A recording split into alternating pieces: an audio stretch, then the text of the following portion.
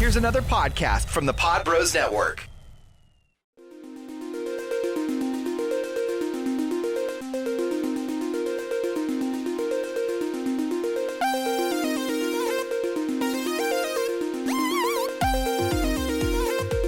Hello, everyone, and welcome back to another episode of the Jean Pod Van Dam Cast. It is Jeff and John in studio, joined by Dan. We are continuing on our Timecop review of the television series from ABC. This time around, we are taking this Timecop around. We are taking on episode 6, entitled Alternate World, June 20th, 1998.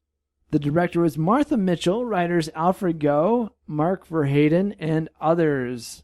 Oh, there's goofs in this one. There's no trivia, but there's goofs. So. Here's a goof. Time travel wasn't actually invented in 2007. Fuck off.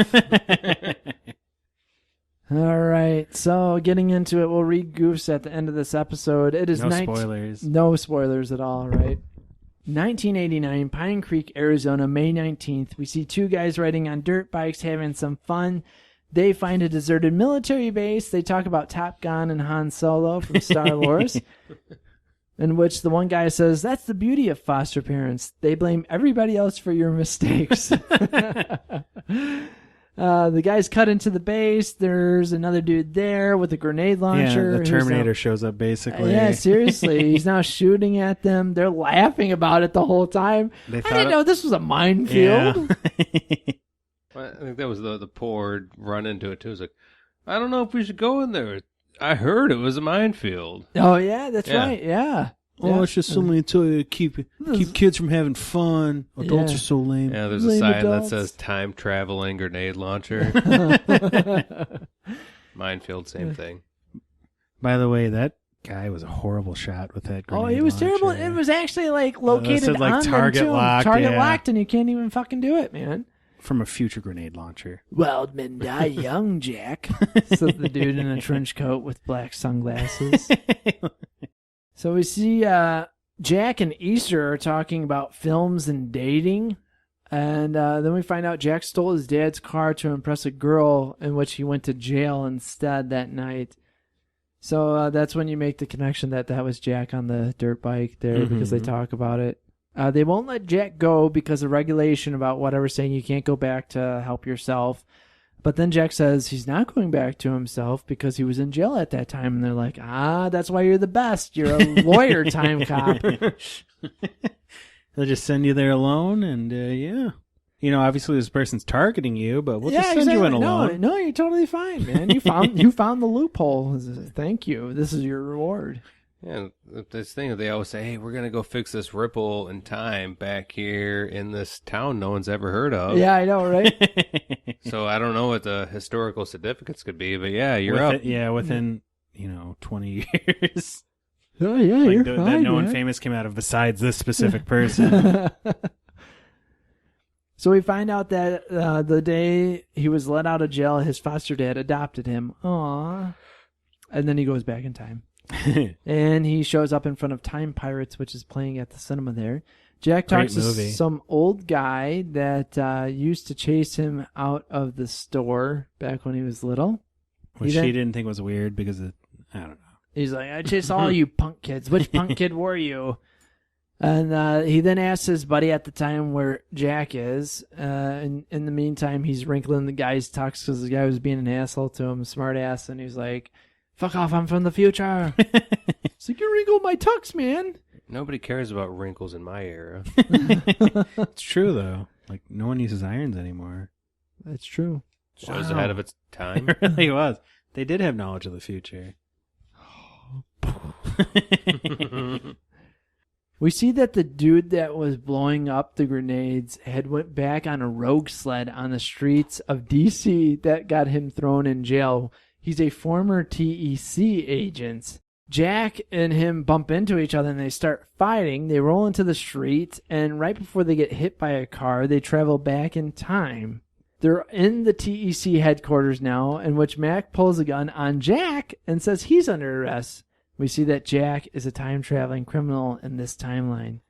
He's trying to convince all the other teammates that Usher has changed time and switched places, but they're not having any of it.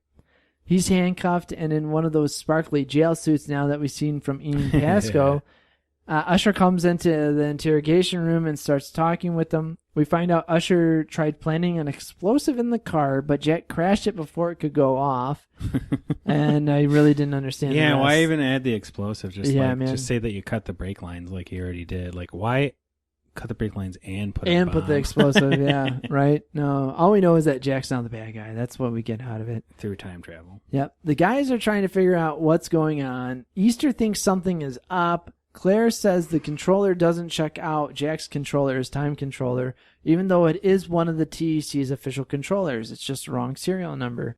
Jack decides to waive counsel, says he's not guilty to this new, almost like Judge Dredd-esque.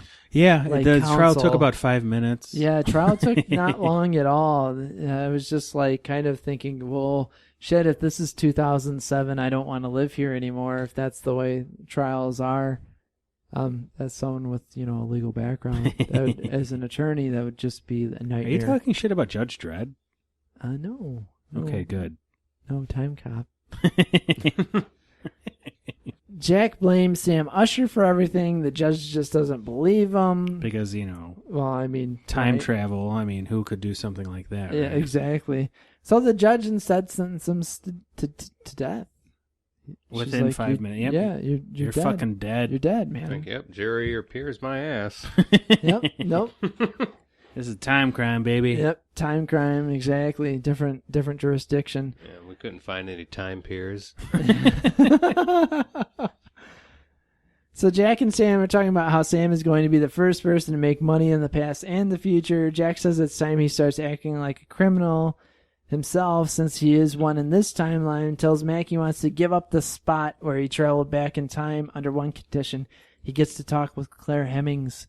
Jack says he won't talk to her until she takes the cuffs off. She does. He takes a microphone out of the wall. Then he tells her basically everything about herself. She's like, I'm still not impressed.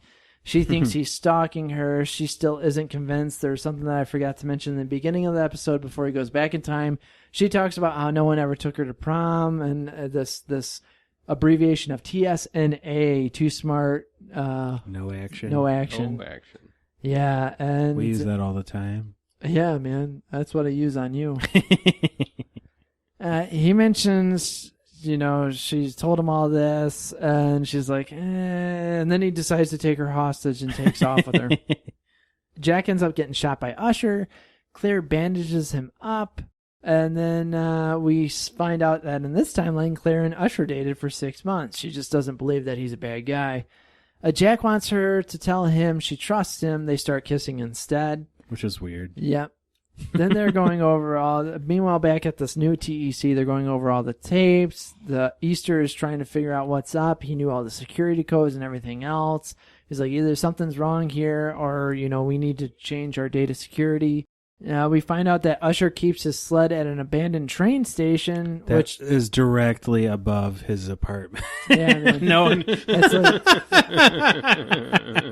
It's like that makes way too much sense. Yeah, and that when they go and cut the padlock off, it's literally on the other side of the gate. Yep, exactly. You could just scramble and over. We're here. Hey, look at that! You could crash your car into this facility. Yep. Without damaging your car. The place is basically an exact replica of TEC. Yeah, it's the same set, I'm assuming. Yeah, Claire puts in the coordinates, and then they start kissing again. Sam finds them, he shoots Claire, and Jack starts screaming and then takes off. Jack's chasing after his young self, and cars now beeping the horn. We see that young Jack can't slow down, which Jack Logan tells him, hit the emergency brake and turn right, blah, blah, blah, so the car doesn't crash. And then we see that his scar goes away from that crash or whatever that he had. Did he have a scar on the show the whole time? I don't think so. Yeah, it's something that probably got left on the chopping floor. Yep. And they're like, not anymore. Jack says he's like, he won't shake his hand. He's like, you saved my life. He's like, no. You touched me and we're both dead. Yeah. And so the younger self thinks he's already a jerk. He's like, look at this guy. I grew up to be an asshole. Yeah. Sam comes out of nowhere to kill both of them, tells the younger self, hey, remember what your dad gave you for last Christmas? He's like, yeah, and then kicks the gun out of Sam's hand. Get more of that close, up close gun control holds. How did you know I took karate lessons? It's a time cop. I'm a cop, you idiot. By the way, in senior chemistry, when Jenny Pollock asks you to be your lab partner, say yes. And I'm thinking, okay, well, if he did do that, it changes the timeline. It changes the timeline. So then he might not be a time cop anymore. He might just have a family, and he's like, you know what? I enjoy this life. Maybe that's what he was going for. Oh, maybe. And then the show gets canceled, so we'll never know. Yep. Could be why. Yeah. All this fucking cowboy time cop bullshit. It was probably a thing like, hey, that's a girl I would bang, but like not be in a relationship with, and you really missed an opportunity there. Yeah, that's true. Yeah. So we're now back at the TEC. Look who I found, Mac, a former colleague. And we get the same scene as when Jack got arrested. Usher saying the same stuff. And Jack and Claire talk. He flirts with her. She says the chances of them hooking up are basically 1,000,000 to 1. Heh. Well, he saw that one. And then... so you're saying there's a chance. Hey, Claire, you know those guys in high school that said you were too smart, no action? They didn't know what they were talking about. She smiles and walks off. So you came across as a creepy coworker. Yeah, I know, right? I've said that line before, and I just got reported to HR. Well, you had it coming. I mean, you used it on me a couple times. Reported to Time Human Resources. Oh no, I have to go back in time. So so that's it. That was episode 6, and so now looking at the goofs here, I'm really 3 goofs. They accidentally put Hitler in the episode. Yeah, Hitler's here for whatever reason. Just standing in the background, a typecasted Hitler. You know. Errors made by characters. The motorcycle riders are debating man and machine at the beginning of the episode. One mentions Top Gun, 1986, and mentions them using the F-16, which is an Air Force plane, and Top Gun, the Navy pilots flew the F-14. You fucking idiots. I knew I wasn't comfortable about it for some reason. That was it. It threw you off right in the beginning. They skipped a couple digits. But it could have been due to time travel. Oh, that's true. That's true. So this shouldn't be in the goofs, right? We don't know what their version of 1989 layer saw. Of the onion that is. Yeah, maybe it was Top Gun Air Force Edition. Factual errors. A character says the TEC uses .42 caliber rounds and there is no way to shoot him standing behind a hostage without hitting her. A .42 caliber round is between a 40 and 45. Both are common handgun rounds and could have been used to hit a suspect in that situation. But a .42 caliber round, they don't know what the powder charge is in this future round, so it could have been so powerful it would have went right through both of them. That's why I have you on the show. It could have been, yeah. Factual errors. In each variation, one character claims the other jumped him and stole his TEC uniform. In each variation, the uniform would have had the wrong name on it for that to be believable.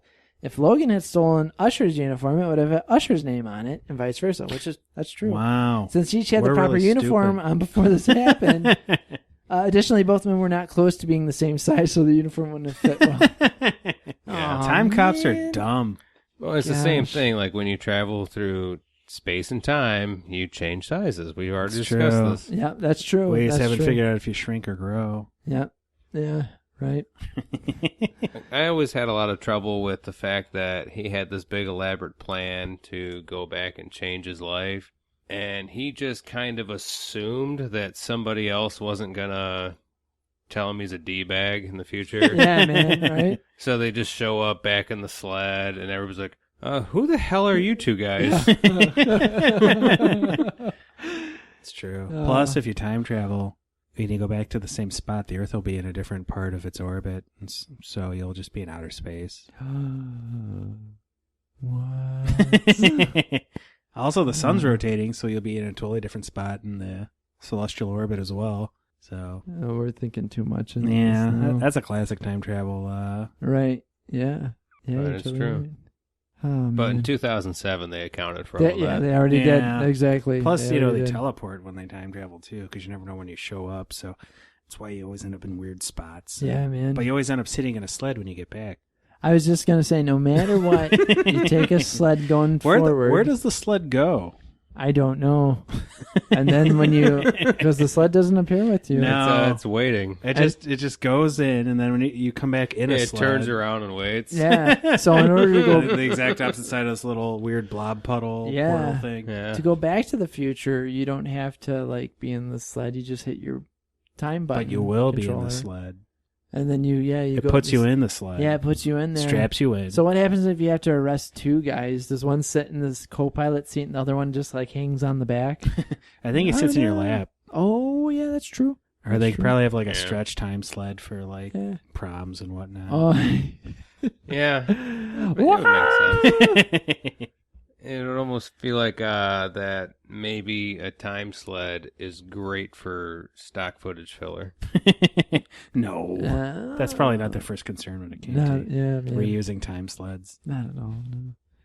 All right, so that's that episode. We are more than halfway through this. We only have 3 episodes left to review here. We could always travel back in time and review the first one. Review it all over. Yeah. Do the Jean-Paul Van Damme cast again. There we go. That's what we're going to do. Oh, yeah. All right, we appreciate those who listen. You know the drill by now. I keep forgetting to say it in the front of this so that you guys get tricked into listening to it. So by now you don't turn off the episode. We still have a lot more after this, though. Yeah, tons more. Use our Amazon link, patreon.com/podbros, tee.pub/lic/podbros. Get some t-shirts over there as well. That's it. I am John. I am Jeff. I'm Dan. You've been listening to another episode of the Jean-Paul Van Damme cast. What was this episode about? Hitler. Alternate world.